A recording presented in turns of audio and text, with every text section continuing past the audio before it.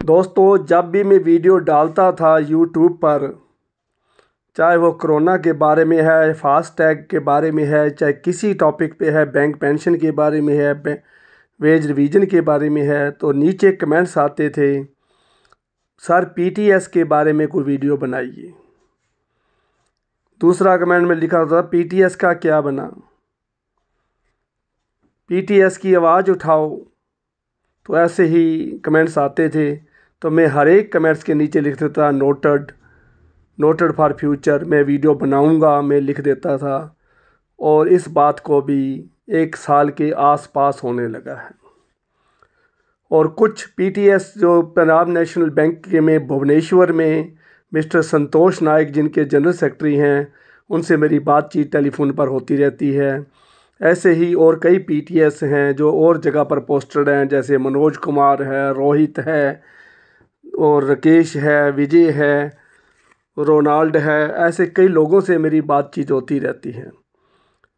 तो मैं सारा इन टच हूँ पीटीएस के साथ कि क्या ज्यादती हो रही है, क्या धक्काशाही हो रही है, कितना उनसे काम लिया जा रहा है, कैसे उनको दबोचा जा रहा है, यूनियन उनको कैसे धोखा दे रही है, कैसे लारेबाजी कर रही है। मैं कई सालों से इन टच हूँ। तो आज मैं वीडियो बना रहा हूँ पीटीएस के बारे में। तो मुझे बहुत दुख भी होता रहा है कि कोई भी वीडियो में डालता है। मैंने गुरु गोबिंद सिंह जी के छोटे साहिबजादों के बारे में पिछले साल एक वीडियो डाली थी, उनकी शहीदी के बारे में। और 26 नवंबर को उनकी शहीदी हुई थी। तो मैंने सरकार को गुहार लगाई थी कि 26 नवंबर को ही चिल्ड्रन डे डिक्लेयर किया जाए। 14 नवंबर को चिल्ड्रन डे बनाते हो, असली चिल्ड्रन डे तो ये है। तो आज मुझे खुशी है कि गवर्नमेंट का ट्वीट मैसेज आ गया है और बाल दिवस को जो 26 नवंबर को शहीदी दिन को ही चिल्ड्रन डे मनाने का सरकार ने विचार बना लिया है। तो दूसरी बात जो मैं कहना चाहता हूँ, उस वीडियो के नीचे भी कमेंट्स आया था पीटीएस क्या, उसने पूछा है अरोड़ा जी पीटीएस का क्या हुआ। तो देखिए कितना दर्द है, कितना दुख झेल रहे हैं पीटीएस। पार्ट टाइम स्वीपर जो है हमारे हैं, सफाई कर्मचारी हैं, इनके बिना बैंक में अंदर जाना मुश्किल है। अगर ये सफाई नहीं करेंगे तो बैंक का क्या हाल होगा। मक्खियाँ मुंह पे बैठेंगी, कस्टमर के मुंह पे मक्खी बैठेगी, ब्रांच मैनेजर के मुंह पर मक्खियाँ बैठेगी, कौन संभालेगा। कोई इसके बारे में सोचा नहीं है किसी ने, किसी यूनियन लीडर ने, किसी हमारे बैंकों के मैनेजमेंट में बड़े बड़े अहदों पर बैठे लोग हैं, लेकिन किसी ने भी इनके बारे में नहीं सोचा। तो आज का दिन है, आज गुरु गोबिंद सिंह जी का प्रकाश उत्सव है। तो आज ही मैंने सोचा कि आज वीडियो बनाई जाए। तो आज रात के 8 बजे के बाद ये वीडियो बना रहा हूँ। देखिए, वीडियो बनाने से पहले पीटीएस के बारे में मुझे पूरी डिटेल में जाना पड़ा। शास्त्री अवार्ड 1953 1953 जिसको कहते हो, उसको मैंने सारा देखा। उसके बाद मैंने ये देखा कि 19/10/1966 को 19 अक्टूबर 1966 को स्केल वेज एग्रीमेंट जो हुआ था पीटीएस का, उसको भी मैंने सारा पढ़ा। उसके बाद जनवरी 1976 में 1976 में कैबिनेट की एक मीटिंग हुई थी, इंदिरा गांधी जब प्राइम मिनिस्टर थी, उन दिनों की मैं बात कर रहा हूँ। तो उनमें पीएन की पोस्ट उन्होंने करी थी, तो 25% कोटा पीटीएस से लेने की बात हुई थी, उसको भी मैंने सारा पढ़ा। 7/5/84 का जो पीएनबी का जो एग्रीमेंट है 5 ईयर सर्विस वाला, उसको भी मैंने पढ़ा। उसके बाद मैंने सभी जो बाईपार्टाइट सेटलमेंट हैं उनको भी देखा। फिर उसके बाद मैंने scheduled caste commission new Delhi, उसकी भी रिपोर्ट सारी देखी है, क्योंकि पीटीएस हैं सारे दलित हैं, scheduled caste, scheduled tribes, backward caste से हैं। तो शेड्यूल्ड कास्ट कमीशन ने उनके लिए क्या किया है उसको भी मैंने पढ़ा है। उसको पढ़ने के बाद जो 2007 में बैंक ने क्या क्या बातें एडमिट करी थी, पंजाब नेशनल बैंक ने, उसको भी देखा है। 18 दिसंबर का जो एग्रीमेंट है ट्रांसफ़र के बारे में, पीटीएस के बारे में, उसको भी देखा है। और उसके बाद मैंने बाकी बैंक्स की भी परफॉर्मेंस देखी है पीटीएस के बारे में, जैसे ख़ास तौर पर स्टेट बैंक ऑफ इंडिया, मेरा अपना bank state bank of India, Allahabad bank, bank of India, syndicate bank, bank of Maharashtra, इन्होंने पीटीएस के बारे में क्या किया है। और उसके बाद फिर मैंने पंजाब नेशनल बैंक की हालत देखी है और विजया बैंक की हालत देखी है, जिन्होंने पीटीएस के लिए कुछ नहीं किया। तो ऐसा ही बातें हैं। तो आज हम शुरू से बात करते हैं। सबसे पहले तो देखिए भाइयों, सबसे पहले तो 1953 का जो शास्त्री अवार्ड है उसमें पैरा 498 है, वो पीटीएस के बारे में है, आप उसको भी पढ़िए। और उसके बाद तो आपको पता है 1966 को जो एग्रीमेंट हुआ था स्केल वेजेस का, उसमें इसको 3 हिस्सों में बांटा गया था, 1/3, 1/2 और 1/4 पे में। ये भी आपको पता है 1/4 पे में करा गया था, लेकिन उसके बाद भी कुछ नहीं हुआ है, इनको परमानेंट नहीं किया गया। देखिए, जब state bank of India lead करता है 1 जनवरी 2006 नए साल वाले दिन पार्ट टाइम स्वीपर को फुल टाइम में कन्वर्ट कर दिया। स्टेट बैंक ऑफ इंडिया, भारतीय स्टेट बैंक जिसको कहते हो, उसने 1 जनवरी 2006 को कर दिया। 2007 में इलाहाबाद बैंक ने कर दिया, 2008 में बैंक ऑफ इंडिया ने कर दिया, 2020 में सिंडिकेट बैंक ने कर दिया और 2021 में बैंक ऑफ महाराष्ट्र में कर दिया। पार्ट टाइम स्वीपर को फुल टाइम में कन्वर्ट कर दिया गया है। तो इन बैंकों को, पंजाब नेशनल बैंक को क्या तकलीफ़ है, क्यों नहीं कर रहे, इसका कोई समझ नहीं आ रही है। देखिए, आज की डेट में पंजाब नेशनल बैंक की 11,000 से ऊपर ब्रांचेज़ हैं मर्जर के बाद। 6,560 ब्रांचेज़ थी इनकी मर्जर से पहले, उसके बाद इसकी ब्रांचेज़ काफ़ी बढ़ गई हैं मर्जर होने के बाद। तो देखिए, हमारे पास जो पीटीएस हैं आज की डेट में, जो परमानेंट पीटीएस हैं, मैं गूगल खोल के बता रहा हूँ, 5,240 हैं और टेम्परेरी पीटीएस 6,000 हैं। तो आप समझ गए टेम्परेरी पीटीएस किसको कहते हैं, जिसके लिए 90 डेज से कम सर्विस है, जिसकी 89 डेज जिसकी सर्विस होती है और 90 डेज़ को ब्रेक डाल देते हैं एक दिन की, वो टेम्परेरी का टेम्परेरी रह जाता है। तो इनका भी कोई हल नहीं निकला। उसके बाद इन बैंकों ने कुछ नहीं किया। दूसरी बात रही, जो इनके देखो 3 मुद्दे हैं। एक तो है पीटीएस को टेम्परेरी से परमानेंट करना, मतलब यह है कि हाफ पे से फुल टाइम में कन्वर्ट करना। दूसरा पीटीएस का मुद्दा है विलेज से सिटी में ट्रांसफ़र, सिटी टू सिटी में ट्रांसफ़र का मुद्दा भी है।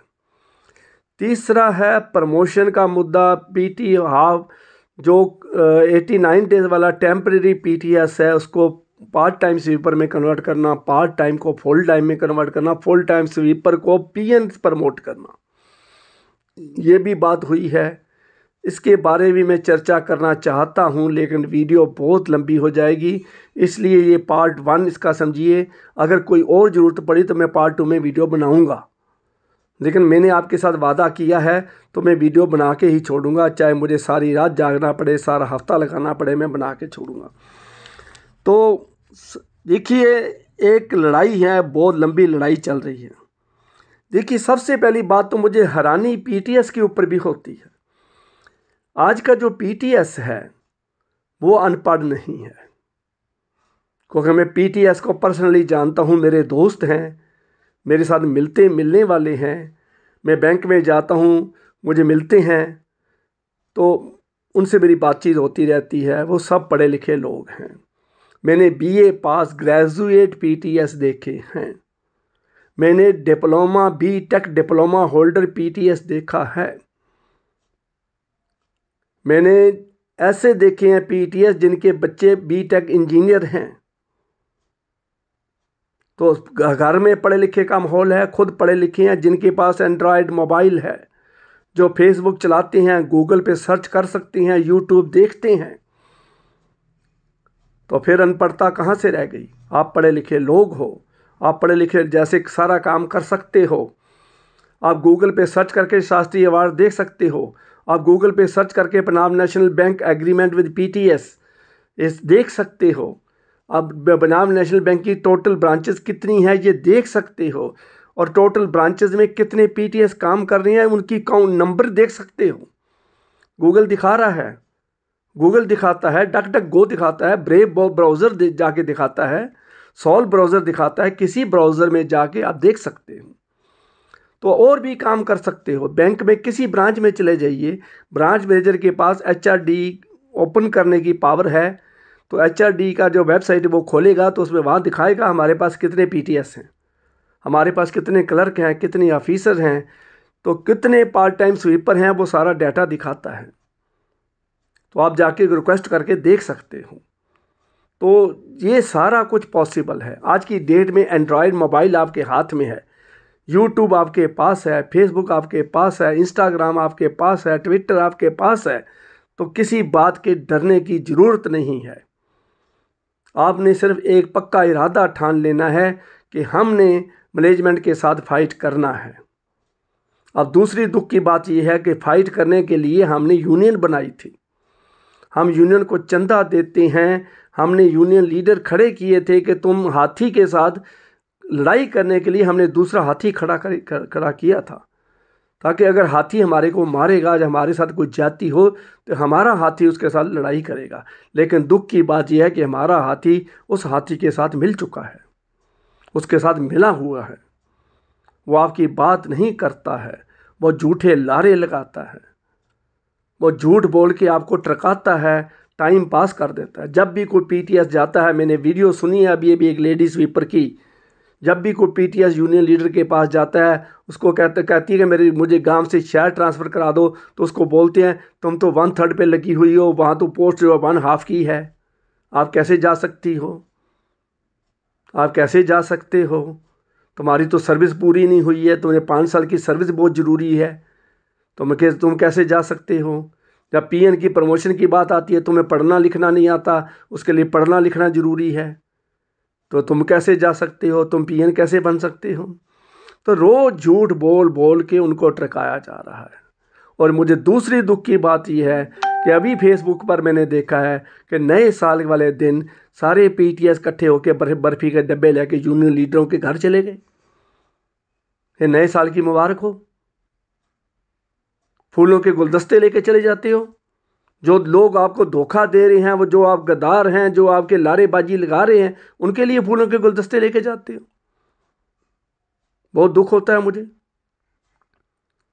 जिन्होंने आपके लिए कुर्बानी करी है, सोशल मीडिया पर बवाल मचाया, वो है वी बैंकर्स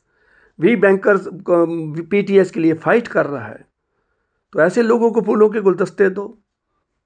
तो इनका तो काम है चंदा लेना और आपको धोखा देना, ये सारा ये काम कर रहे हैं।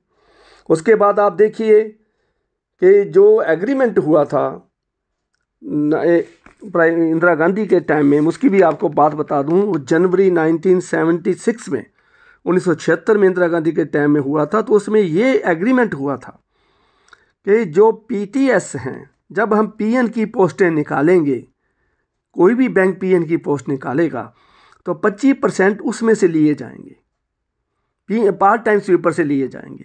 और वो लोग लिए जाएंगे जिनको अंग्रेजी, हिंदी और उस राज्य की भाषा, मान लीजिए पंजाब है तो पंजाबी, यूपी है तो हिंदी, पंजाबी और अंग्रेजी, तीनों में से कोई भाषा पढ़नी आती है, लिखनी आती है या नहीं आती, लिखने की कोई बात नहीं है उसमें, पढ़ने की बात है, पढ़नी आती है तो उसको PN प्रमोट किया जा सकता है। लेकिन उसमें एक कंडीशन थी कि वो डायरेक्ट रिक्रूटमेंट की कंडीशन को पूरा करता हो। तो जो पढ़ना जानता है भाषा को, वो कंडीशन पूरी हो जाती है, इसलिए उसमें से 25%। लेकिन पंजाब नेशनल बैंक ने इसको भी पूरी तरह लागू नहीं किया है। देखिए, और उसके बाद 7 मई 1984 को एक एग्रीमेंट हुआ था PNB का यूनियन के साथ कि 5 ईयर सर्विस वाले को हम प्रमोट फुल टाइम कन्वर्ट करेंगे। उसमें 5 ईयर सर्विस कैसे गिनी जाती है, ये भी एक फार्मूला लिखा है। 1/2 वाला 2 साल सर्विस करेगा तो 1 साल गिना जाएगा, 1/3 पे वाला 3 साल सर्विस करेगा तो 1 साल गिना जाएगा। 1/4 पे वाला 4 साल सर्विस करेगा तो 1 साल गिना जाएगा। तो इसका मतलब 5 साल पूरे करने के लिए 1/4 वाले को 20 साल लग जाएंगे। तो ये उसकी ट्रांसफ़र पॉलिसी के बारे में है। विलेज गांव से शहर में आने के लिए उसके बारे में बातचीत है। उसके बाद में एक और बात बताऊं आपको जो आपके ध्यान में नहीं है और सोशल मीडिया पर भी नहीं आई है, वो है 1991 में जो शेड्यूल्ड कास्ट कमीशन है, जो दलित के बारे में कमीशन है, आयोग है दिल्ली में, उन्होंने पंजाब नेशनल बैंक की इन्वेस्टिगेशन करी थी कि क्या आपने सरकार की हदायतों के मुताबिक, सरकार के आदेशों के मुताबिक scheduled caste PTS, scheduled tribe PTS जो हैं उनका कोटा पूरी तरह फिल किया है। तो गूगल की सर्च मेरे सामने खुली हुई है लैपटॉप के ऊपर और उसमें उन्होंने कहा है कि कोटा पूरी तरह फिलअप नहीं हुआ है, दलितों के साथ धक्काशाही हुई है। दलित पहले ही दलित हैं, पहले ही उनके साथ धक्काशाही हो चुकी है, जात पात का वितकरा उनके साथ हो रहा है और बैंक की मैनेजमेंट जो है उनके साथ दूसरी तरह भी वितकरा कर रही है। तो ऐसे ही होता है। पैरा जो 14.3 है, जो बैंक के रूल्स हैं इसके बारे में, पार्ट टाइम स्वीपर के बारे में, विद क्वालिफिकेशन फॉर रूल्स, जिसमें लिखा हुआ है पीटीएस को प्रेफरेंस दी जाएगी अगर वो डायरेक्ट रिक्रूटमेंट की सारी कंडीशन, सभी कंडीशन पूरी करता है तो पहले प्रेफरेंस पीटीएस को पहल दी जाएगी, तरजीह दी जाएगी, उसको सबसे पहले लिया जाएगा। तो ये है उनका। तो अभी भी मैं देख रहा हूँ ग्रेजुएट पीटीएस हैं, जो ग्रेजुएट हैं, बीए पास हैं, डिग्री होल्डर हैं, टेक्निकली डिग्री होल्डर भी पीटीएस बहुत हैं, तो उनको पीएन प्रमोट नहीं किया गया। तो ऐसा ही काम चलता आ रहा है। मुझे खुशी हुई, मुझे जब मैंने गूगल पे सर्च करी और मुझे पता चला कि 3 पार्ट टाइम स्वीपर ऐसे हैं जिन्होंने लेबर कमिश्नर के पास केस करा हुआ है।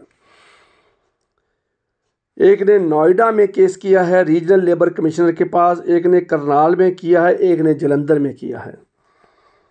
जिसने करनाल में किया है मिस्टर मनोज कुमार हैं, जलंधर में मिस्टर राकेश कुमार हैं। जलंधर हमारा पंजाब है, मेरा स्टेट है। और मिस्टर रोहित कुमार है जिन्होंने नोएडा में किया है। और इस आदमी ने बैंक के जीएम को कटहरे में खड़ा करवा दिया। और मुझे खुशी हुई कि ऐसे लोग अगर सारे 3 ऐसे मनोज कुमार बन जाएं तो सारे पीटीएस मनोज कुमार और राकेश कुमार और रोहित बन जाएं तो पीटीएस की आवाज़ क्यों नहीं पहुंचेगी, सरकार तक क्यों नहीं पहुंचेगी। तो मुझे आज वीडियो बनाने में मुझे सरकार तक पहुंचाई जाएगी, इसको सरकार के आवाज़ सरकार के कानों में तक पहुंचाई जाएगी और पीटीएस की आवाज़ को उठाया जाएगा। और इसको ज़्यादा से ज़्यादा आपने भी शेयर करना है, शेयर करवाना भी है, फैमिली मेंबर से भी शेयर करवाना है, दोस्तों मित्रों रिश्तेदारों में शेयर करना है, ताकि बैंक के एक एक आदमी पर, एक एक मैनेजमेंट पर के पास ये पहुंच जाए। तो देखिए भाइयों, लड़ाई दूसरा नहीं करता, लड़ाई सबसे पहले आप करनी पड़ती है। ये बात तो एक सच्चाई है। आर्टिकल्स 14 और 16, 14 और 16 कॉन्स्टिट्यूशन का जो आर्टिकल है उसमें वो राइट ऑफ इक्वलिटी के बारे में है, समानता के बारे में, समान अधिकारों के बारे में है। ये अधिकार जो आपको मिले हुए हैं, ये बाबा राम अंबेडकर, BR अंबेडकर, जिसने संविधान को लिखा है, जिसको आप बाबा साहब कहते हो, उसने इसे क्लियर करा है कि किसी तरह का जात के ऊपर, धर्म के ऊपर, किसी भी तरह का वितकरा, किसी की तरह में का फ़र्क जो है दोनों में नहीं होना चाहिए। इसलिए ये 2 आर्टिकल बनाए गए हैं, राइट ऑफ इक्वलिटी। तो ये चीज़ हैं, इसको भी ध्यान में रखना है। ये आपके समानता का अधिकार दिलाता है, ये संविधान है, पूरा लोकतंत्र है, देश में डेमोक्रेसी है और आप कोर्ट में जाके खड़े हो सकते हो अगर आपके साथ कोई धक्काशाही हो रही है। तो 23/12/2008 का एक एग्रीमेंट है बैंक ऑफ इंडिया का, पार्ट टाइम स्वीपर को उन्होंने फुल टाइम में कन्वर्ट किया है। मुझे खुशी है, तो मैंने आपको सभी बैंकों का डिटेल भी बता दी है। तो उसके बाद हम देखते हैं कि पंजाब नेशनल बैंक जो अभी अभी एक और न्यूज़ आई है, पंजाब नेशनल बैंक ने कहा है कि हम स्वीपिंग का जो काम है उसको आउटसोर्स कर देंगे। देखिए, हमारे एग्रीमेंट के मुताबिक no contractual labour, no outsource labour, temporary labour can be given task of sweeping. ये एग्रीमेंट है बैंक के साथ। बैंक का जो परमानेंट स्वीपर है वही स्वीपिंग करेगा। अगर कोई छुट्टी चला जाता है, कुछ चला जाता है, कोई और प्रॉब्लम है, तो हम कैजुअल लेबरर 90 दिन के लिए हम अपने पास रख सकते हैं। अगर अदरवाइज़ तो बैंक आउटसोर्स नहीं कर सकता है इसको। इसलिए ये भी एक फालतू की धमकी है। और मैनेजमेंट कई तरह की धमकियां देती है, स्ट्राइक करते हैं तो भी धमकी देती है, ट्रांसफ़र की धमकी देती है, नौकरी से निकालने की देती है। और मुझे एक और समझ नहीं आ रही है। देखो भाइयों, मैं दिल की मन की बात आपके साथ शेयर करता हूँ। आप पढ़े लिखे हो, मैंने ये भी देखे हैं कि पीटीएस बैंक का सारा काम कर रहे हैं। 8,000 तनख्वाह लेने वाला, 7,000 सैलरी लेने वाला बैंक का मैनेजर उससे डिस्पैच का काम करवा रहा है। मैंने ये भी देखा है कि जब बैंक मास्टर हुआ करता था तब पीटीएस वाला जनरेटर चलाता था और पीटीएस वाला ईओडी करके जाया करता था। End of the day in computer PT bank master में ईओडी के बटन वही दबाता था। ब्रांच मैनेजर अपना काम कर रहा होता था और वो ईओडी वही कर देता था, ईओडी ख़त्म होगी जी। आजकल कैश में भी बीटीएस हेल्प कर रहे हैं, कैश काउंटिंग कर रहे हैं, कैश की मशीन के ऊपर नोटों के पैकेट गिन के दे रहे हैं, डिस्पैच के लिफाफे बंद कर रहे हैं। आज तो अभी तो पीटीएस ये भी काम कर रहे हैं कि जाके पोस्ट ऑफिस जाके रजिस्ट्रियाँ करवा के आओ, डाकखाने का काम करवा के आओ। तो सारे तरह का काम पीटीएस कर रहा है। अभी तक मैंने कुछ ब्रांचेस में देखा है, रात के 8 बजे जब ब्रांच मैनेजर जा रहा है तो पीटीएस ताले लगा रहा है। सफाई का काम भी वो कर रहा है, फाइलों को भी वो डील कर रहा है। ब्रांच मैनेजर जब ब्रांच की इंस्पेक्शन होती है तो पीटीएस उसको इंस्पेक्शन में ब्रांच की हेल्प कर रहा है। तो सारा कुछ होने के बाद उनकी सुनवाई क्यों नहीं हुई? क्या हम इंसान नहीं हैं? क्या हमें भगवान का डर नहीं है? तो सभी देखो दोस्तों, आपने लड़ाई करनी है, आपने खुद आवाज़ उठानी है। मैं आज आपकी आवाज़ उठाने के लिए वीडियो बना रहा हूँ। मेरी वीडियो को ज़्यादा से ज़्यादा शेयर करना है, सब्सक्राइब का बटन दबाना है, ताकि अगली वीडियो जब मैं डालूँ सीधा आपके नोटिफिकेशन आएगी। तो आपको पीटीएस के बारे में, कोई बैंक के बारे में, किसी और तरह के एग्रीमेंट के बारे में ये सारा कुछ मिल जाएगा। हमारी यूएफबीयू ने वेज एग्रीमेंट में पीटीएस के बारे में कोई बात नहीं छेड़ी है। ये भी दुख की बात है। हमारी यूनियन स्ट्राइक करती है, वो सारी तरह की इशू लेती है, लेकिन पीटीएस का इशू स्ट्राइक में उन्होंने पॉइंट नहीं बनाया है। तो ऐसी लंबी बातें हैं। यूनियन का भी लापरवाही है, मैनेजमेंट की भी लापरवाही है, हमारी अपनी भी थोड़ी लापरवाही है। और मेरे यूट्यूबर भाई जो हैं सोशल मीडिया पर हर एक तरह की वीडियो डाल देते हैं, लेकिन पीटीएस के बारे में बैंकिंग चैनल में जो बना रहे हैं वीडियो, उन्होंने पीटीएस के बारे में एक भी वीडियो नहीं डाली है। क्या ये क्लरिकल के बारे में वीडियो डालते हो, ऑफिसर स्केल 1 2 4 5 तक डालते हो, तो इनके बारे में कोई वीडियो डालते हैं? इनके बारे में वीडियो डाली जाए, इनकी आवाज़ सरकार तक पहुंचाई जाए, इनकी आवाज़ बैंक मैनेजमेंट तक पहुंचाई जाए। तो वीडियो दोस्तों बहुत लंबी होती जा रही है। पीटीएस के बारे में मेरे पास पूरी डायरी है, बैंक ऑफ इंडिया ने क्या किया है, पंजाब नेशनल बैंक ने क्या किया है, बैंक ऑफ महाराष्ट्र ने क्या किया है, बहुत लंबी डिटेल है।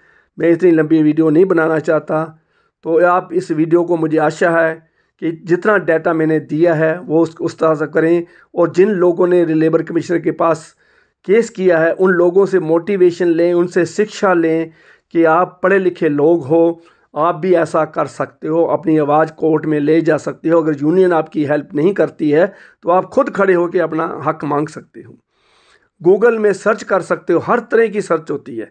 कोई भी मान लीजिए शास्त्री अवार्ड कोलन रिलेटेड, 2 बिंदियों वाला कोलन होता है, उसके आगे रिलेटेड लिख दोगे तो आपको रिलेटेड भी अवार्ड मिल जाएंगे, देसाई अवार्ड भी आ जाएगा, सारे अवार्ड उसके आगे आ जाएंगे। तो हर तरह की सर्च आपके पास है। आप मुझे कमेंट्स में लिखिए आपको क्या प्रॉब्लम आई, अरोड़ा सॉल्यूशन चैनल आपको अच्छा लगा या नहीं लगा, ये भी मुझे कमेंट्स में लिखना है कि क्या मेरी आवाज़ उठाना ठीक रहा, क्या मेरी आवाज़ उठाने से कोई असर होगा, इसके बारे में मुझे कमेंट्स दीजिए। तो मैं अगली वीडियो पीटीएस के बारे में ही बनाऊंगा। अगले हफ्ते के अंदर अंदर 7 दिन के अंदर ही पीटीएस के बारे में और मुद्दे उठाऊंगा और भी आपको कानून की धाराएं बताऊंगा, और भी आपको अवार्ड बताऊंगा, और भी बाईपार्टाइट सेटलमेंट में पीटीएस के बारे में क्या क्या कंप्रोमाइज़ हुए हैं वो सारे आपको बताऊंगा। तो मुझे आशा है वीडियो को लाइक, शेयर और सब्सक्राइब करना नहीं भूलोगे। Thank you very much.